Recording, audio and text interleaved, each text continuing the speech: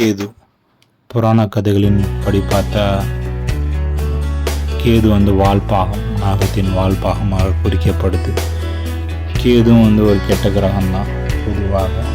ஆனால் கேது எதெல்லாம் டினோட் பண்ணது சொல்லுதுன்னா, உலகியல் ஞானம், டிட்டாச்மெண்ட்னு சொல்லுவாங்களா, பற்றற்று இருத்தல். நிறைய சாமியாரை போகிறவங்களுக்கெல்லாம் பார்த்தா கேது ரொம்ப நல்லாயிருக்கும். அல்லது கேது திசை நடக்கிறப்போ எதுவுமே வேணான்னு, வாழ்க்கையை வேணான்னு விட்டு திருப்பி ஓடிடுவாங்க. அப்புறம் இன்ட்யூஷன், உங்களுடைய கடந்த கால பூர்வஜன்ம பாவங்கள், இதெல்லாம் கேது குறிக்குது. கேது ஆன்மீகத்தை குறிக்கிறது.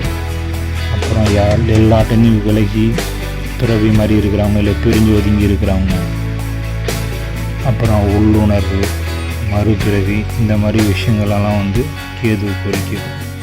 கேது நல்லா இருந்ததுன்னா ஆன்மீகத்தில் ரொம்ப ஈடுபாடாக இருப்பாங்க, ரொம்ப ஆராய்ச்சி உள்ளாய்வுலாம் செஞ்சிட்ருப்பாங்க.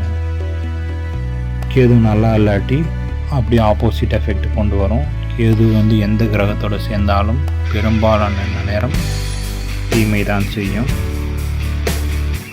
சில பல லக்னங்கள் விதிகளுக்கு உட்பட்டு, சில லக்னங்களுக்கு அவங்க இருக்கிற பொசிஷனுக்கு தகுந்த மாதிரி 3, 6, 11 இருந்ததுன்னா அதுவும் நன்மை செய்யும் கிரகங்களோடு சேர்ந்து சில கால்குலேஷன்லாம் பார்த்து பண்ணால் கேதுவும் நிறைய நல்லது பண்ண வாய்ப்பு இருக்குது. ஆனால் பொதுவாக கேது தீமை செய்யும் கிரகம்தான். கேது மாயையை உண்டாக்கும், குழப்பத்தை ஏற்படுத்தும். ஒரு சரியான பாதையில் போகாமல் பாதை தவறி வேறு ரூட்டில் போவாங்க. தனிமையாக இருக்கிறது, எல்லாரோடையும் ஒதுங்கி இருக்கிறது, இதெல்லாம் கேதுவோடைய தன்மைகள்.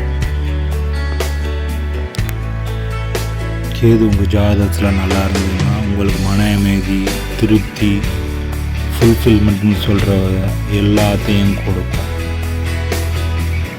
விழிப்புணர்வு, ஆன்மீகத்தில் விருப்பம், ஆன்மீகத்தில் முன்னேற்றம், மறுபிறவி இல்லாமை, இதெல்லாம் கேது நல்லா இருந்ததுன்னா உங்களுக்கு அமையும்.